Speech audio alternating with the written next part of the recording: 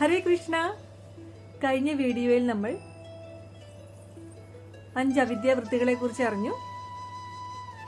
തമസ്, മോഹം, മഹാമോഹം എന്നിവയെ കുറിച്ചാണ് ആദ്യം അറിഞ്ഞത്. ഇന്ന് നമുക്ക് താമിശ്രം എന്താണെന്നും അന്ധതാമിശ്രം എന്താണെന്നും അറിയാം. ആശാഭംഗം നേരിടുമ്പോൾ ഉണ്ടാകുന്ന ക്രോധത്തിനെയാണ് താമിശ്രം എന്ന് പറയുന്നത്.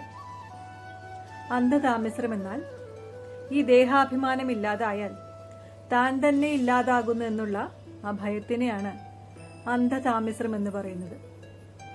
ഈ 5 അവിദ്യാവൃത്തികളെ നമ്മുടെ ഇച്ഛാശക്തി കൊണ്ട് അകറ്റിയാൽ ഭഗവാനിലോട്ടുള്ള ആ മറ നീങ്ങുകയും നമ്മൾ കൂടുതൽ സന്തോഷമുള്ളവരായി മാറുകയും ചെയ്യുന്നു.